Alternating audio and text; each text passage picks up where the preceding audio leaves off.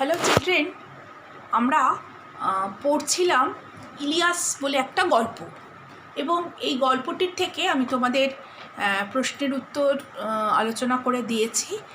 আর আমি অবশ্যই প্রশ্নের উত্তর লিখে পাঠাবো, কিন্তু তার আগে আমাদের যে হাফ ইয়ার এই ফার্স্ট ইউটির সিলেবাস আছে, সেই সিলেবাসটা আমি একটু তোমাদের সঙ্গে আজকে একটু রিভিশন করে দিতে চাই। আচ্ছা, এই রিভিশন করার আগে তোমাদের একটা কথা বলি। তোমাদের ফার্স্ট ডিউটিতে যেরকম ছুটি এবং খেয়া, এই দুটো একটা কবিতা এবং একটা গল্প আছে, এবং তার সঙ্গে এখনও হাফ ইয়ারলি সিলেবাসটা আমি দিচ্ছি না, কিন্তু মোটামুটিভাবে হাফ ইয়ারলিতে তোমাদের ইলিয়াস বলে এই গল্পটা থাকবে, এবং তার সঙ্গে সেই জীবন বলে একটা কবিতা তোমাদের কিন্তু আছে। সুতরাং আমি তোমাদের আর একটা কবিতা পড়ালেই এই হাফ ইয়ারলি সিলেবাসটা মোটামুটি শেষ হয়ে যাবে। তা সেই কবিতাটা পড়াবো, আজকে কবিতাটা পড়াবো না। আজকে আমি তোমাদের আমাদের ফার্স্ট ইউটির সিলেবাসের ছুটি এবং খেয়া এবং তার সঙ্গে যে গ্রামার আছে স্বরসন্ধি, সেটা সম্পর্কে একটু আলোচনা করে দিই। তোমাদের নেক্সট জুম ক্লাসে আমি শুরু করব তোমাদের পরের কবিতা। তা এখন আমি তোমাদের এই যে এটা পড়াচ্ছি, অর্থাৎ যে ফার্স্ট ইউটির যে সিলেবাস,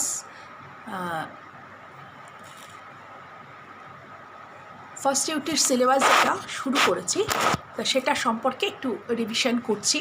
তার আগে শোনো, তোমাদের তো আমি গ্রামার অনেকটাই পড়িয়ে দিয়েছি, এবং ফার্স্ট ইউটিতে তোমাদের যে সিলেবাস দিয়েছি তাতে সন্ধি আছে, এবং তার সঙ্গে বাক্য পরিবর্তন আছে, এসব আছে।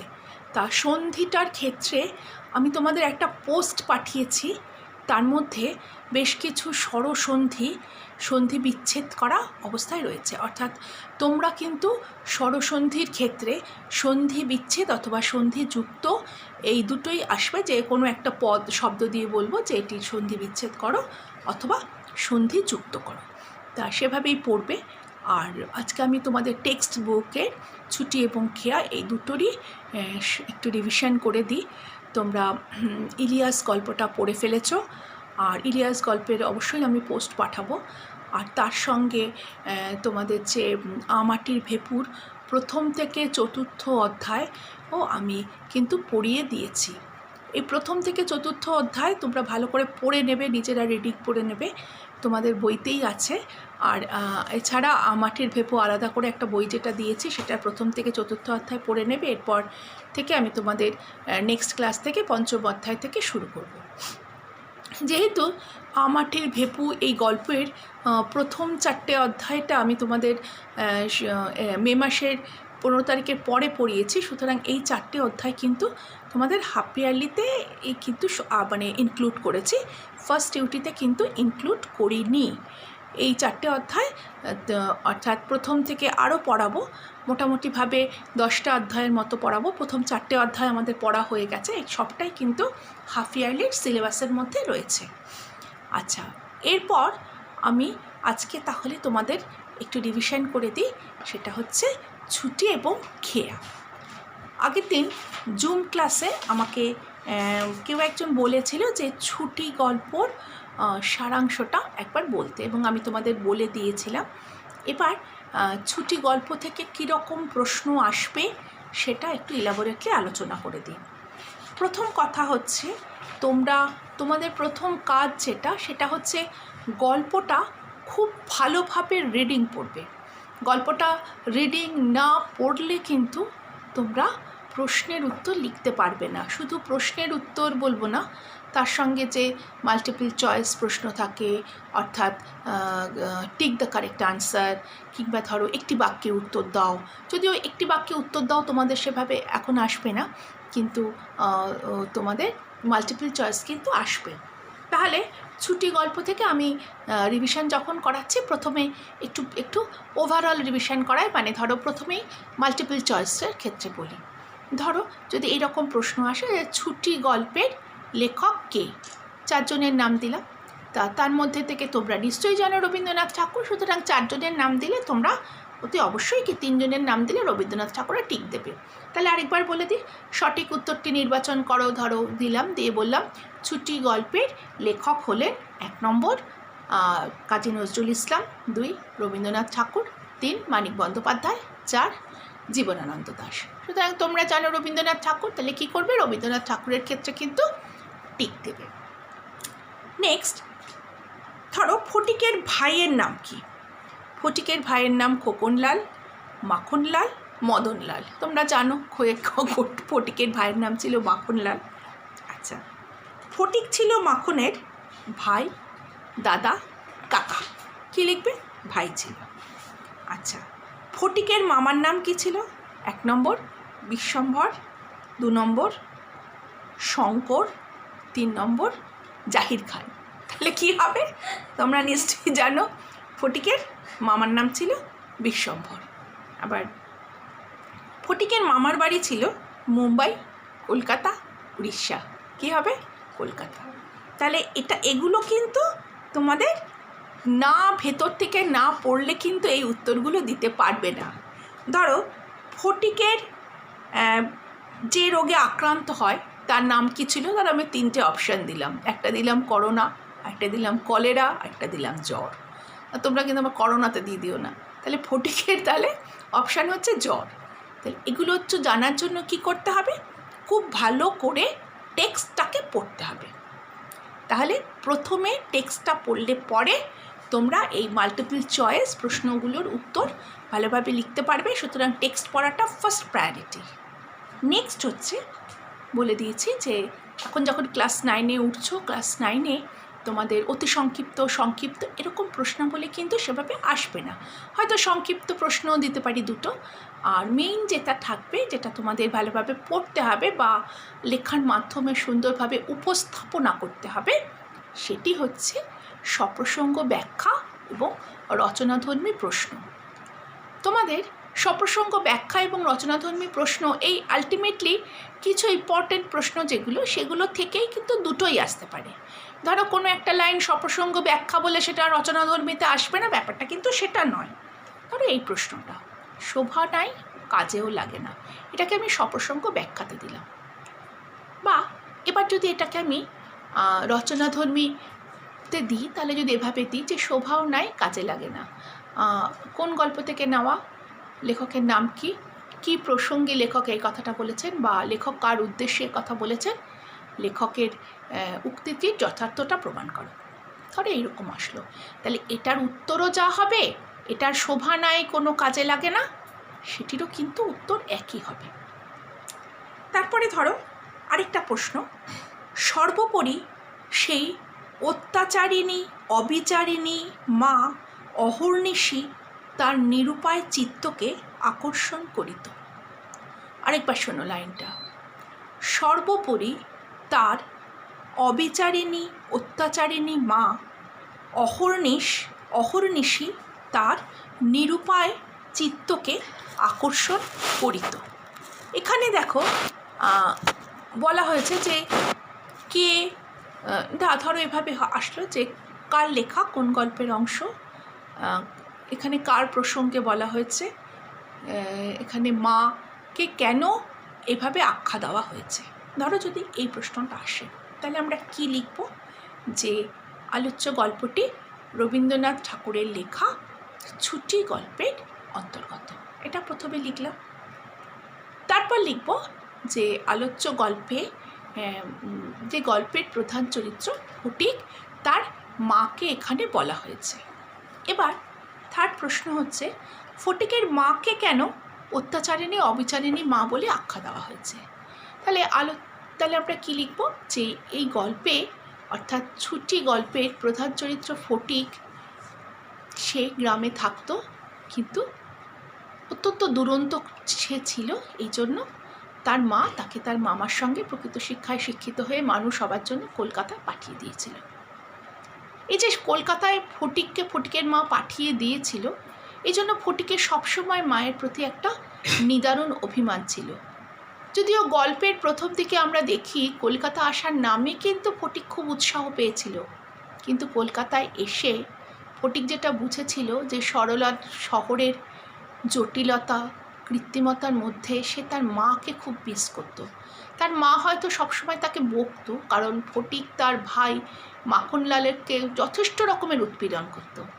সেই জন্য ফটিকের মা সবসময় চিন্তিতও ছিল।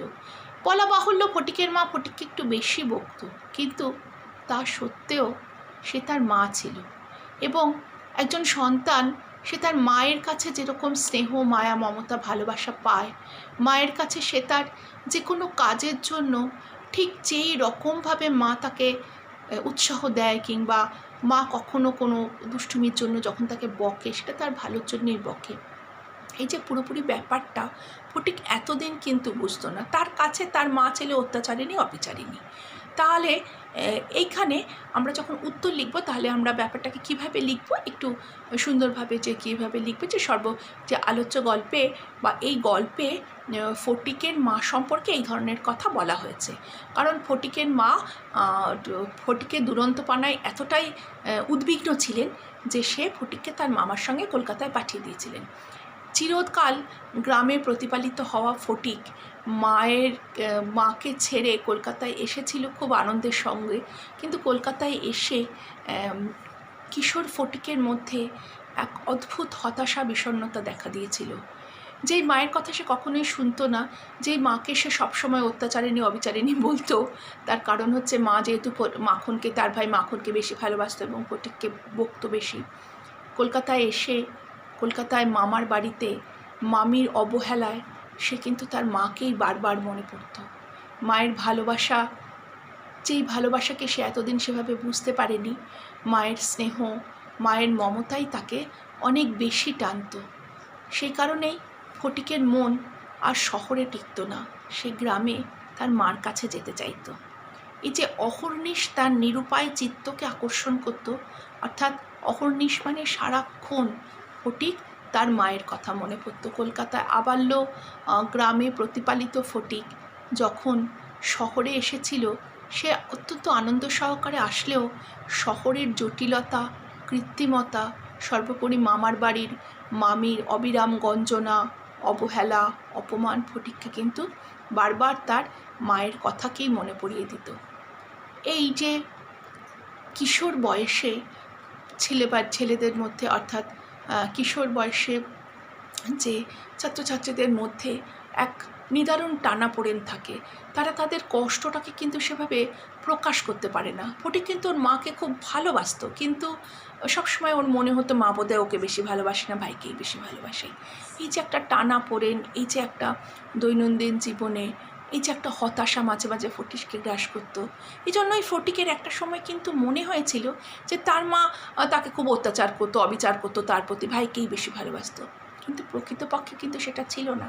ফটিক যখন গ্রাম থেকে শহরে এসেছিল, প্রতি মুহূর্তে সে বুঝতো সে মাকে মিস করতো, সে প্রতি মুহূর্তে সে মায়ের না থাকার কষ্টটা বুঝতে পারত। সেই কারণেই মাকে সে অহর্নিশ, অর্থাৎ সারাক্ষণই তার মায়ের কথা মনে পড়ত। একদম শেষ যে প্রশ্নটা, মা এখন আমার ছুটি হয়েছে, এখন আমি বাড়ি যাচ্ছি, এই প্রশ্নটা, অর্থাৎ এই লাইনটা এই গল্পের একদম ক্লাইম্যাক্স বলা যেতে পারে, এবং এমন এক লাইন যেটা নাকি যে কোনো মানুষের কাছেই খুব সমবেদনা সম্পন্ন। অর্থাৎ এই লাইনটার মাধ্যমে কি বোঝাতে চেয়েছেন, এটা দুভাবেই আসতে পারে। আসতে পারে যে সপ্রসঙ্গ ব্যাখ্যা হিসেবে আসতে পারে, এবং প্রশ্ন হিসেবেও আসতে পারে যে মা এখন আমার ছুটি হয়েছে, আমি এখন বাড়ি যাচ্ছি, কে বলেছিল, কাকে বলেছিল, কার উদ্দেশ্যে বলেছিল, কেন বলেছিল, বক্তার এরূপ বলার কারণ কি, এটা হচ্ছে প্রশ্নটা। আর যদি কোনো কিছু প্রশ্ন না হয়, পরিষ্কার ধরো যদি লিখে দিয়ে সপ্রসঙ্গ ব্যাখ্যা করো, ব্যাপারটা কিন্তু একই। সপ্রসঙ্গ ব্যাখ্যা এবং রচনাধর্মী প্রশ্ন ব্যাপারগুলো কিন্তু একই রকমের যায়। তাহলে এখানে যদি আমরা রচনাধর্মী প্রশ্ন বা সপ্রসঙ্গ ব্যাখ্যা যাই বলি, তাহলে কি লিখব, যে সপ্রসঙ্গ ব্যাখ্যার ক্ষেত্রে তো আলোচ্য গল্পটি রবীন্দ্রনাথ ঠাকুরের লেখা ছুটি গল্পের অংশ, এবং এখানে আজন্ম গ্রামে প্রতিপালিত ফটিক শহরে এসেছিল, এবং শহরে এসে সে তার মামার বাড়িতে অসহায় অবস্থার তার অসহায়তা প্রকাশ পেয়েছিল, সে অবহেলা গঞ্জনার শিকার হয়েছিল, তো সে মানসিক টানাপড়নে খুবই কষ্ট পাচ্ছিল এবং শেষ পর্যন্ত তার প্রচণ্ড জ্বর হয় এবং জ্বরের ফলে ফটিককে এতটাই জ্বর বেড়ে গিয়েছিল যে ফটিকের আর বাঁচার আশা ছিল না, সে ক্রমশ মৃত্যুর মুখে ঢলে পড়েছিল। এবং ফটিকের মা যখন এসেছিল তখন ফটিক এই আলোচ্য কথাটি মায়ের উদ্দেশ্যে বলেছিল। ফটিক চেয়েছিল সে গ্রামের বাড়ি যেতে, তার মামা তাকে বলেছিল যে ছুটি হোক তবে গ্রামের বাড়ি যাবে। এই যে ছুটি হলে বাড়ি যাব, অর্থাৎ এই ছুটি কথাটার মধ্যে লেখক অনেক কিছু বুঝিয়ে দিয়েছেন। লেখক এখানে আলোচ্য গল্পে ফটিকের ছুটি হয়েছিল, অর্থাৎ ফটিক তার জীবনের সমস্ত কিছু ছেড়ে চিরছুটির দেশে চলে যাচ্ছিল।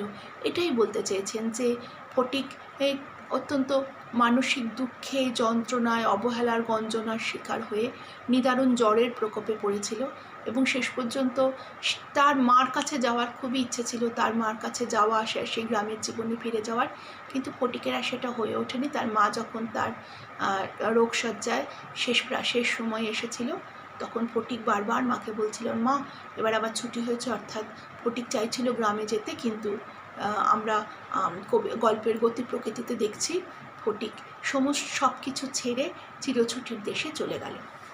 অর্থাৎ এইভাবেই কিন্তু এই কবিতার এই গল্পের উত্তরগুলো তোমাদের লিখতে হবে। এরপরে তোমাদের যেটা রচনাধর্মী প্রশ্নের যে ইম্পর্টেন্ট কিছু প্রশ্ন আছে, যেমন বিধবা এই প্রস্তাবে সহজেই সম্মত হলো। বিধবা ছিলেন ফটিকের মা। তাকে বিধবা বলা হয়েছে কেন? তাকে বিধবা বলা হয়েছে কারণ ফটিকের বাবা গত হয়েছিলেন। তিনি কোন প্রস্তাবে সম্মত হয়েছিলেন?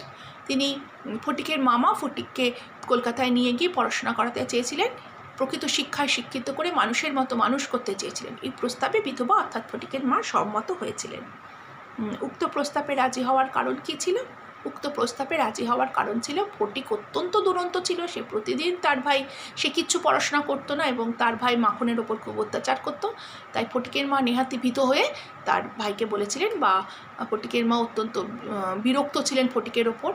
বিরক্ত বলবো না, ফটিকের মা মাখনকে নিয়ে যেহেতু উদ্বিগ্ন ছিলেন এবং ফটিকের যে পড়াশোনা হচ্ছে না সব কিছু মিলিয়ে ফটিকের মা ফটিককে নিয়ে খুব চিন্তান্বিত ছিলেন, সেই জন্যেই তিনি এই প্রস্তাবে রাজি হয়েছিলেন।